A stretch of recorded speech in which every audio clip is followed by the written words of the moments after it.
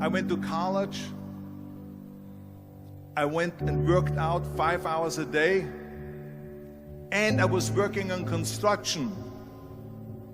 Because in those days in bodybuilding, there was no money. I didn't have the money for food supplements or anything. So I had to go to work. So I worked on construction. I went to college. I worked out in the gym, and at night from 8 o'clock at night to 12 midnight, I went to acting class 4 times a week. So I did all of that. There was not one single minute that I wasted. And this is why I'm standing here today. With the age of 20, I went to London and I won the Mr. Universe contest as the youngest Mr. Universe ever. And it was because I had a goal. You see, if you don't have a vision of where you go, and if you don't have a goal where you go, you drift around and you never end up anywhere. 74% hate their job in America. The majority of people don't like what they're doing because they're really not doing it because they didn't have a goal and they followed this goal. They just aimlessly drift around, and then all of a sudden there's a job opening, so they get that job because you have to work. But then when you work, it's a chore. It's work. It's not fun. So if you think about, only a quarter of the people really enjoy what they're doing in life. So people always ask me, when they saw me in the gym in the pumping iron days, they say, why is it that you're working out so hard? 5 hours a day, 6 hours a day, and you have always a smile on your face. The others are working out just as hard as you do, and they look sour in the face. Why is that? And I told people all the time, I said, because to me, I'm shooting for a goal. In front of me is the Mr. Universe title. So every rep that I do gets me closer to accomplishing that goal, to make this goal, this vision, turn into reality. Every single set that I do, every repetition, every weight that I lift will get me a step closer to turn this goal into reality. So I couldn't wait to do another 500-pound squat. I couldn't wait to do another 500-pound bench press. I couldn't wait to do another 2,000 reps of sit-ups. I couldn't wait for the next exercise. So let me tell you something, visualizing your goal and going after it makes it fun. You got to have a purpose no matter what you do in life. You got to have a purpose. And Muhammad Ali worked his butt off. And I saw it firsthand. And I remember that there was a sports writer that was there in the gym when he was working out and he was doing sit-ups. And they asked him, how many sit-ups do you do? And he said, I don't start counting until it hurts. Now think about that. He doesn't start counting his sit-ups until he feels pain. That's when he starts counting. That is working hard.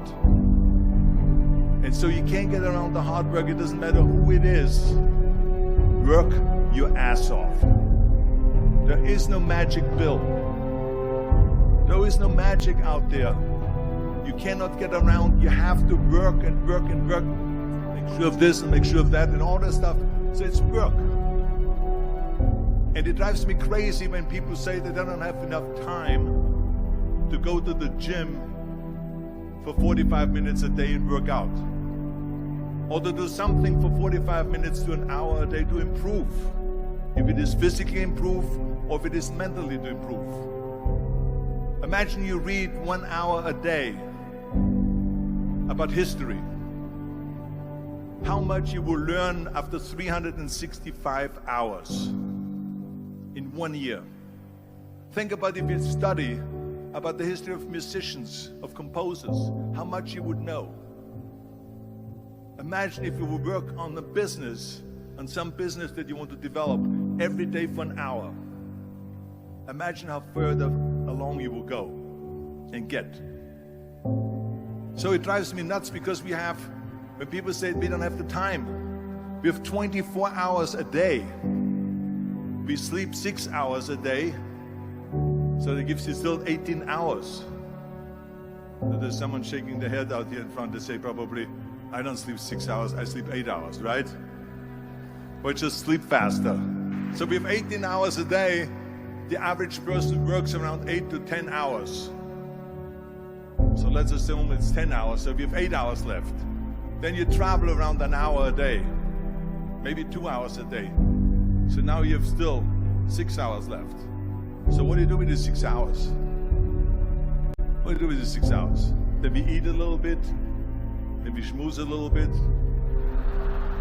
talk a little bit to people and all that stuff. But you can see how much time there is available if you organize your day. So you got to work hard. I hate plan B. And I tell you why. Because we have so many doubters, as I've said earlier, the no-sayers. We have so many of those people that say no and you can't do it, it's impossible. That is okay because we just turn off, as I said earlier, and we listen and we hear the no being a yes. You can't do it, you can do it, and all of that. So that is possible to do that amongst all the negative people around you. But when you start doubting yourself, that's very dangerous. Because now what you're basically saying is that if my plan doesn't work, I have a fallback plan, I have a plan B. And that means that you start thinking about plan B, and every thought that you put into plan B, you're taking away now that thought and that energy from plan A.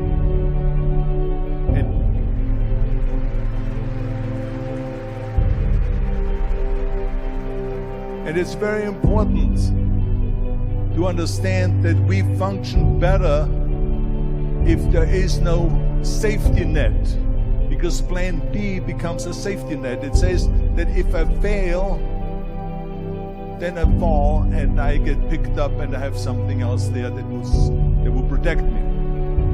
And that's not good, because people perform better when there's no safety net. People perform better in sports and everything else if you don't have a plan B. I'm telling you, I've never ever had a plan B. I made a full commitment that I'm gonna go and be a bodybuilding champion. I made a full commitment that I'm gonna be in America. I made a full commitment that I'm gonna get in the show business and I'm going to be a leading man. No matter what it takes, I will do the work.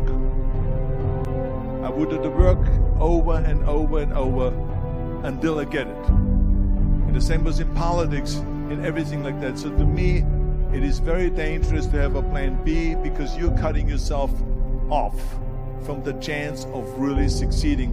And the reason, one of the main reasons why people want to have a plan B is because they are worried about failing.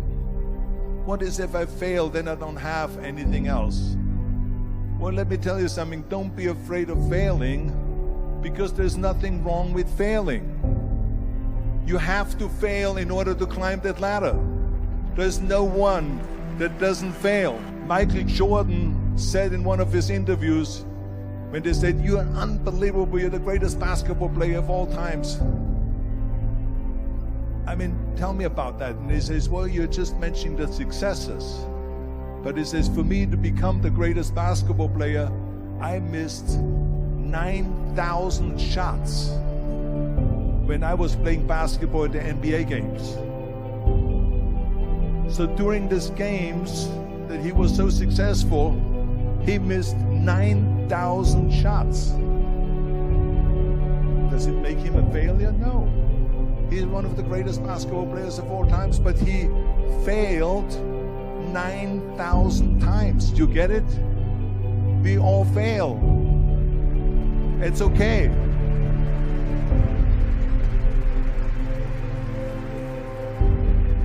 What is not okay is that when you fail, you stay down. Whoever stays down is a loser. And winners will fail and get up. Fail and get up. Fail and get up. You always get up. That is a winner. That is a winner. I failed in bodybuilding. I lost bodybuilding competitions. I lost powerlifting competitions. I lost weightlifting competitions. I had movies that went in the toilet and that were terrible and got the worst reviews. And in politics, I remember I had many of the initiatives on the ballot, and we lost. My approval rating in California went down to 28%, and then it went back up again, and I won again the governorship. Hey, we all lose. We all have losses. This is okay, and this is why I say don't be worried about losing, because when you're afraid of losing, then you get frozen. You get stiff, you're not relaxed. You got to be, in order to perform well in anything, if it's in boxing or if it is on your job or with your thinking, is only happening when you relax. So relax. It's okay to fail. Let's just go all out and give it everything that you got. That's what it is all about. So don't be afraid to fail.